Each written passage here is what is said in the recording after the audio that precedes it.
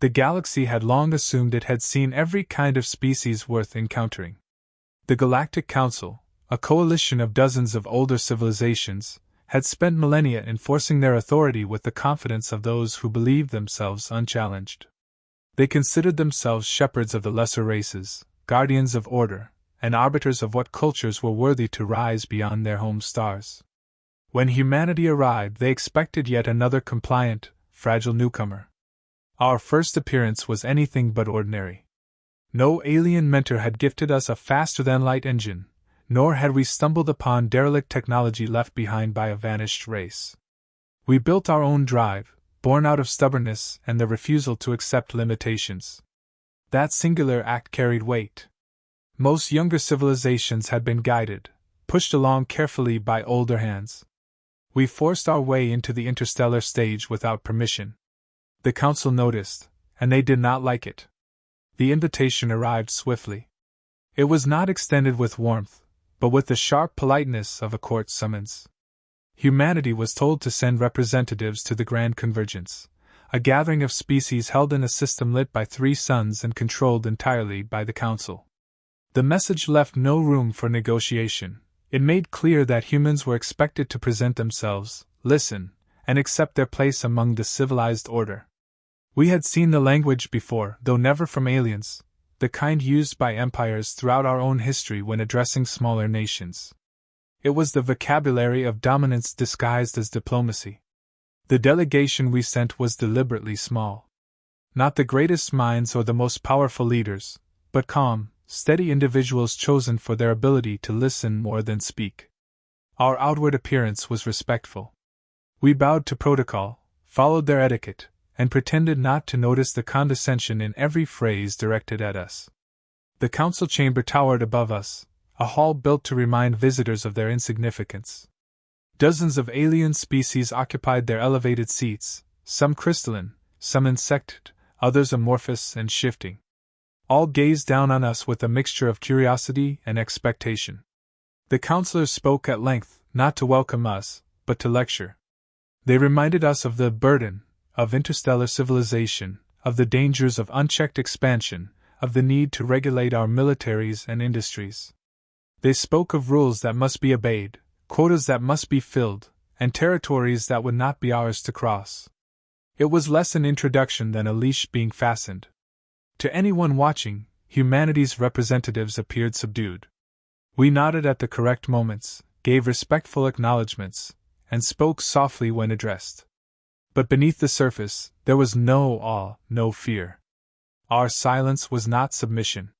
It was assessment. Each delegate listened with the patience of hunters studying their prey, noting every gesture, every assumption, every weakness behind the council's arrogance. Other species in attendance whispered among themselves. Many had been in our position once. Some were broken, made dependent on the council's oversight. Others had tried to resist, only to be crushed by sanctions and military intimidation. These onlookers pitied us, certain we would soon bend as they had. Yet a few looked differently.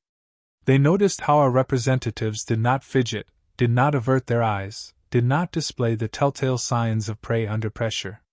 There was a stillness to them that unsettled. The council expected humanity to beg for protection, to plead for guidance, or at least to acknowledge their superiority.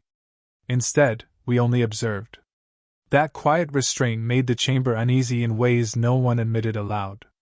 It was not defiance, not yet, but it lacked the submissive flavor they had come to expect. Later, when the official sessions ended, subtle conversations unfolded in the shadowed corridors. Council officials warned us in patronizing tones that cooperation ensured survival. They spoke of other races who had thrived once they accepted oversight. Our delegates smiled politely, nodded, and said little in return. The restraint frustrated them. They mistook our calm as naivety. But humanity has always remembered. Every culture on Earth carried stories of empire and resistance. We had been colonized, occupied, enslaved, yet we had also driven out invaders, torn down empires, and risen again and again from ashes. We carried scars that no council could read. When we looked at them, we did not see shepherds or guardians. We saw another hierarchy trying to place us at the bottom.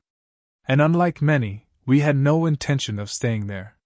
The session closed with formal declarations. The Council promised us integration, which meant limits and surveillance. They gave us charts of restricted routes and lists of forbidden technologies. Their tone was final, as if this meeting were the conclusion of our independence. Our delegates accepted the documents without protest. Outwardly, they looked as though they had submitted completely. Yet as they departed, the silence lingered. The humans did not argue, but neither did they express gratitude or relief. Their steady eyes carried the kind of weight that ancient predators once gave prey in the forests of Earth. A glance that measured, not pleaded. A gaze that promised the moment of judgment had only been postponed. By the time we left the Grand Convergence, the Council considered us contained. They congratulated themselves, certain they had clipped our wings before we could spread them.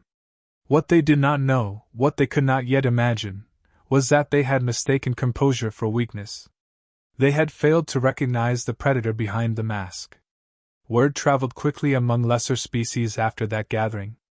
Whispers spoke not of what the Council said, but of how the humans responded, with patience, calm, and the kind of stillness that unnerves even the confident.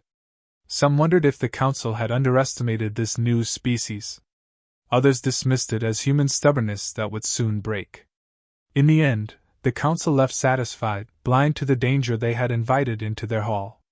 Humanity had walked into their seat of power, listened to their threats, and walked out unbroken. The first act was complete, and the predators had begun to study the field. The days following our introduction to the Council revealed their true strategy. They never intended to welcome us as equals. Their entire framework was built on hierarchy, where the older races dictated and the younger obeyed. They wasted little time tightening their grip. Edicts arrived almost daily, each one crafted to limit our freedom. Trade routes were assigned, all funneling through Council-approved checkpoints. Our fleets were confined to narrow corridors of space, corridors so restrictive they made expansion impossible. The terms were justified as safeguards, to protect galactic stability, but their meaning was obvious: humanity would grow only where and how the Council allowed. Tributes followed next. We were ordered to deliver shipments of rare elements mined from our colonies, quantities so high they would cripple our development. The Council demanded these resources as payment for the privilege of participating in galactic commerce. On Earth, many saw through the disguise. It was nothing more than the ancient practice of tribute, dressed up with bureaucratic language. Civilizations older than ours had once done the same, and our history had recorded both the givers and those who eventually stopped giving. The Council believed intimidation would ensure compliance. They assigned escort ships to our trade convoys, warships bristling with weapons, positioned not to defend but to remind us who held power. Our crews endured constant inspections, every docking shadowed by the suspicion that humans might smuggle forbidden technology. The message was unmistakable. The Council saw us as a child caught playing with fire, not as a civilization capable of standing on its own. Through all of this, humanity gave no outburst. We complied on the surface, signed the documents, let their fleets hover at the edges of our systems. To the Council, it must have looked like obedience. But inside our own circles, the response was different. The restrictions were catalogued, the patterns studied, and every insult remembered. Humans have always understood patience, and patience in the face of oppression does not mean surrender. It means calculation. The Council misread restraint as weakness, because they could not imagine any species that would choose silence when confronted with humiliation. Many of their younger subjects had raged, protested, and struck back too early, only to be crushed beneath overwhelming force. We did not. Our calm unsettled some of the alien observers who knew how prey behaved. Prey panics. Prey flees. Prey either submits quickly or lashes out recklessly. Humanity did neither. We endured with quiet, watchful precision, as though waiting for a moment no one else could see. History gave us this discipline. We had lived through centuries where larger empires demanded obedience. Our ancestors had seen crusades, occupations, colonies stripped of resources, nations partitioned like property. But we had also seen how those empires eventually crumbled, undone not by rebellion in a single moment, but by the steady erosion of control. In the Council's demands we heard echoes of every tyrant who thought time was on their side. The bullying reached its most blatant when a human transport was forced to submit to an unnecessary safety inspection in deep space. Council patrol craft surrounded it, forcing its crew to power down systems under threat of fire. The transport captain followed orders without complaint, but every detail was logged, every maneuver recorded.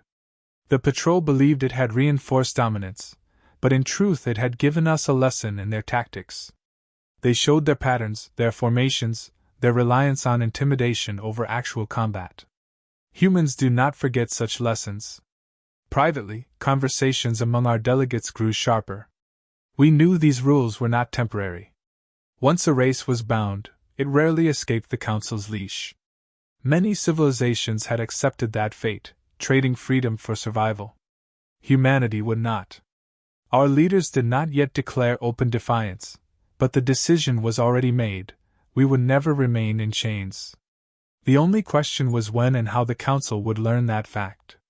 Whispers spread among the smaller races. They had seen the way humans carried themselves in the Council chamber, and now they watched how we endured humiliation without cracking. Some interpreted it as resilience, others as naivety. Yet even those who dismissed us as ignorant felt something unsettling when they described our response. It was not submission, not entirely. It felt closer to a hunter lowering its head, not in surrender, but in readiness. The Council continued their pressure, certain we would eventually fold as others had. They measured us by their own assumptions, blind to the fact that they were applying the wrong model. They had dealt with herbivores, herd creatures, species evolved to survive by appeasement or concealment.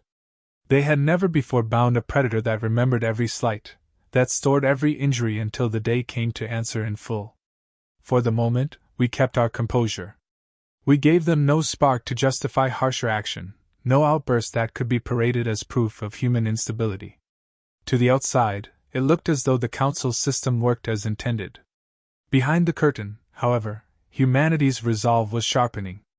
Every insult was becoming a reason, every restriction a lesson, every encounter a rehearsal for the inevitable moment when patience would end.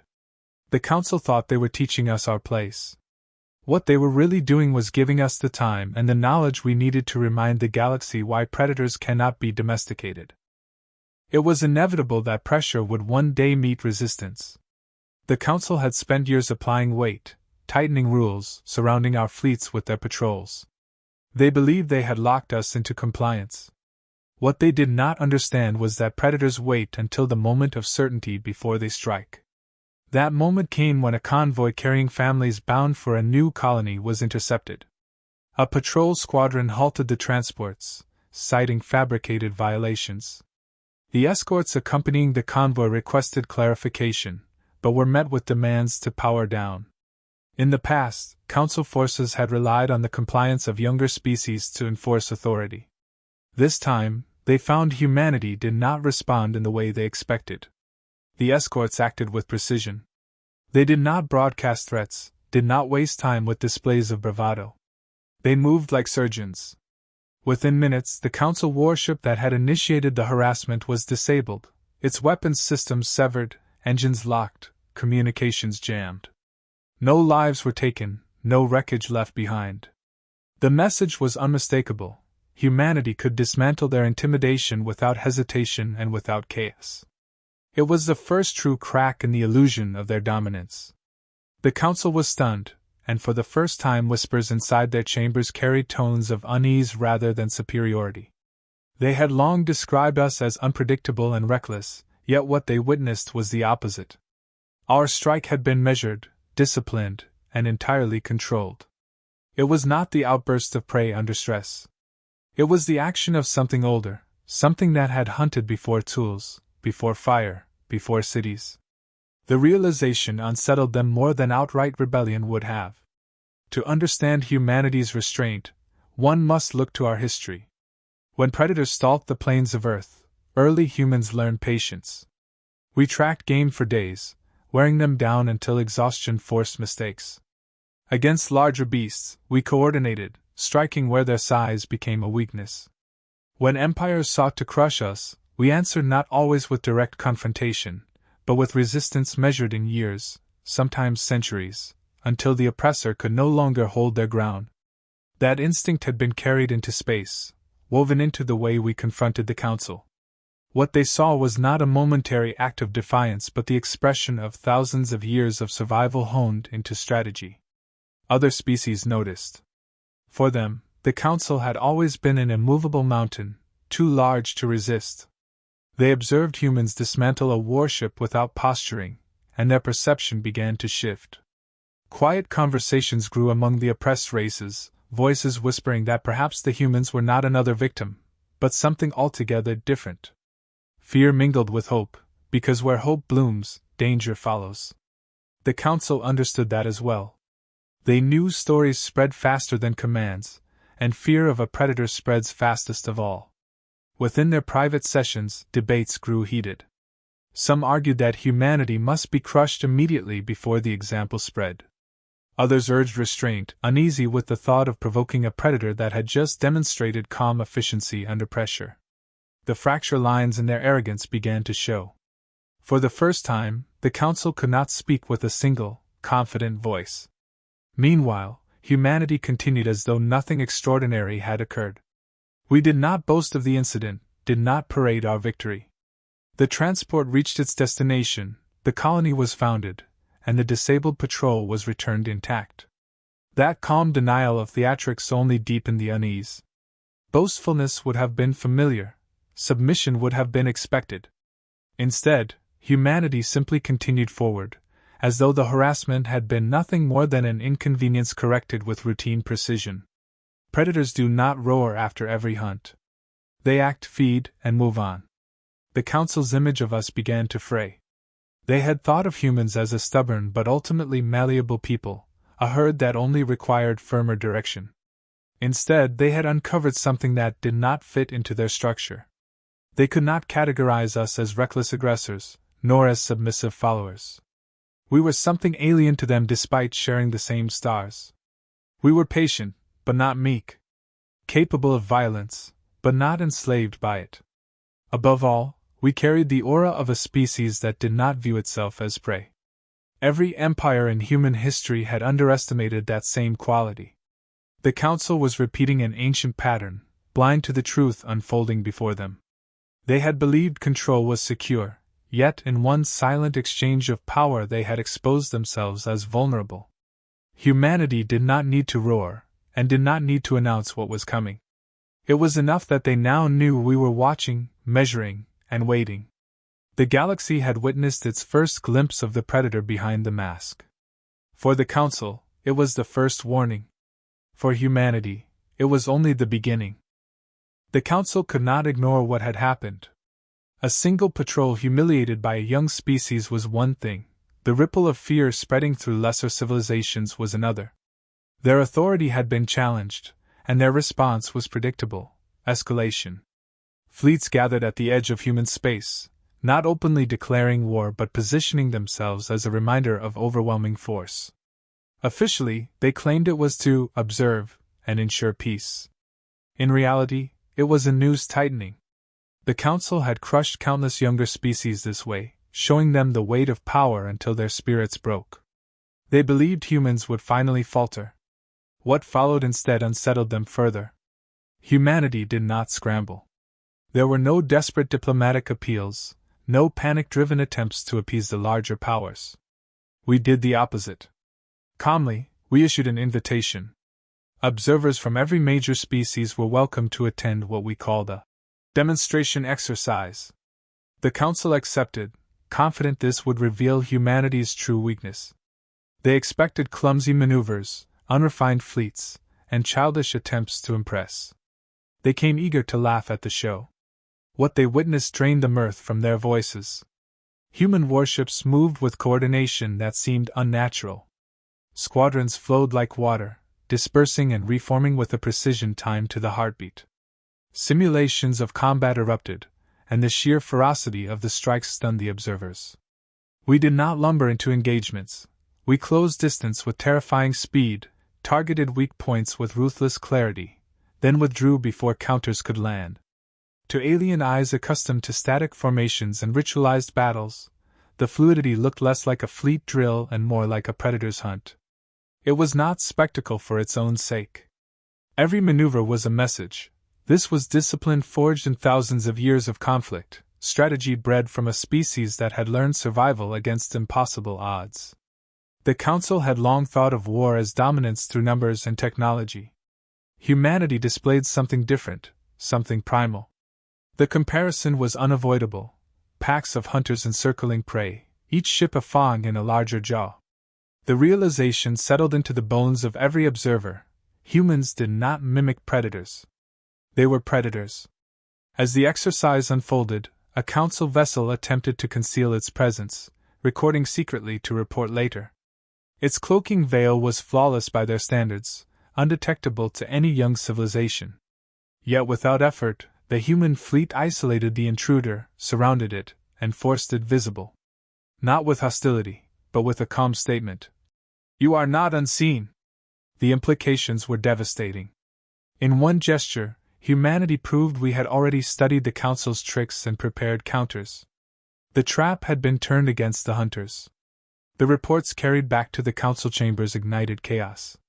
Some argued for immediate war, terrified of what unchecked human growth might bring.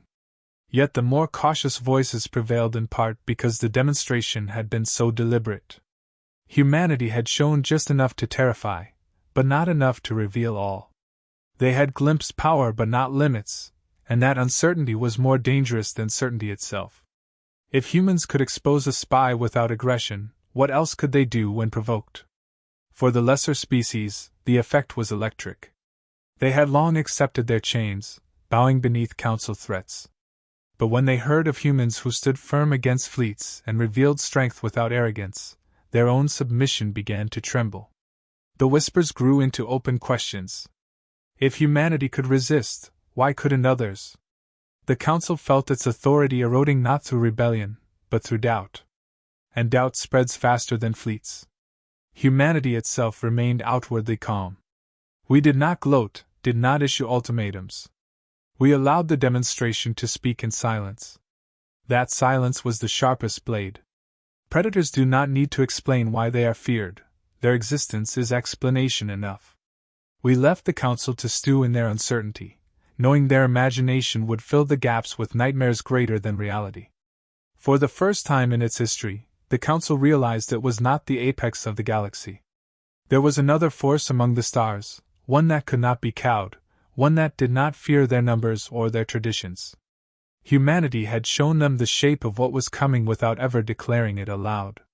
The balance was shifting, and everyone could feel the tilt. What had once seemed like a defiant but fragile species now stood revealed as a predator claiming its ground. The Council, so used to ruling by intimidation, finally began to understand what it felt like to be on the other side of fear. The Council convened in a storm of division. What had once been a chamber of unshakable authority now quivered with uncertainty. Reports of the demonstration weighed heavily on every delegate. Some demanded an overwhelming strike before humanity could expand further, but others hesitated. They had seen enough to suspect that war against this species might not end with victory. The Council had built its dominance on predictable prey. Humanity had shattered that foundation. When our representatives returned to the chamber, the mood was unlike the first time. Gone were the sneers and easy arrogance.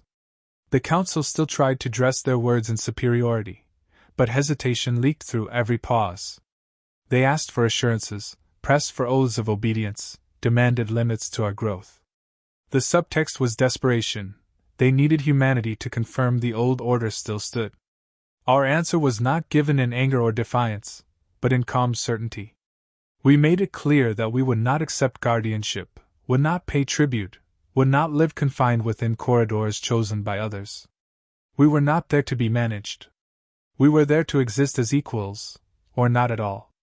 That declaration rippled through the chamber like a blade drawn across silk. The older races recoiled, but the younger ones leaned forward, eyes alive with a hope they had not felt in generations. Many had long since forgotten what resistance looked like. They had been conditioned to believe the Council was eternal, untouchable. To hear a voice speak plainly, with no groveling, no threats, just quiet refusal, rekindled something dangerous in their spirits. The Council threatened consequences, but their voices cracked under the weight of doubt. They spoke of fleets, of sanctions, of the inevitability of their power. Yet every word sounded weaker than the one before. Humanity did not answer threats with counter-threats. We did not brandish weapons or declare war. We simply reminded them of the truth they had already glimpsed.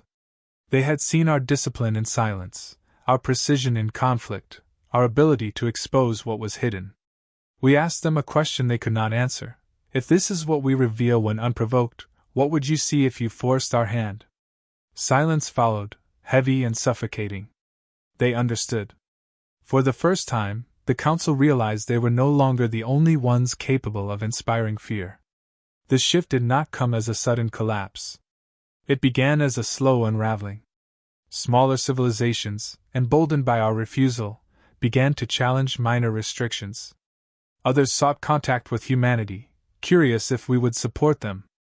The Council could not punish them all without risking open revolt, and so cracks deepened in the facade of unity.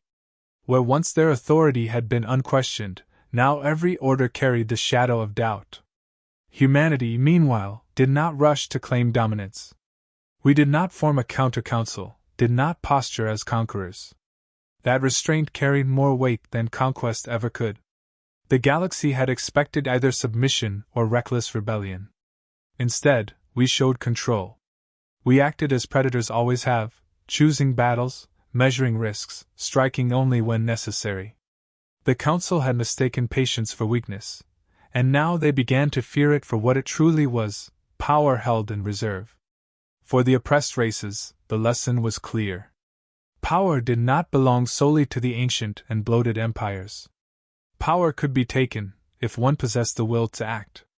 Humanity had not toppled the Council, but we had broken the illusion of inevitability that kept others in chains. The Council still existed, but it was no longer the singular force it had once been. It had been forced to share the table, however reluctantly, with a species it could not subdue.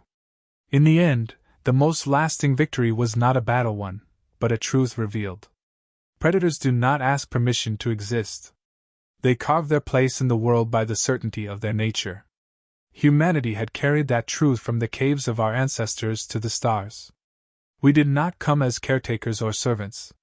We came as equals, and when challenged, we proved that no leash could bind us. The Council thought they could bully us, but they had never understood what they were facing. They mistook patience for submission, silence for fear, restraint for weakness. They forgot that the universe has never belonged to the timid. It has always belonged to those willing to hunt, adapt, and endure. Humanity had shown them the face of the apex predator, and from that day forward, the galaxy could no longer pretend the order they had built would remain untouched. The balance of power had shifted, not through conquest, but through the unshakable truth of who we are. The predators had stepped into the light, and the galaxy would never look at humanity the same way again.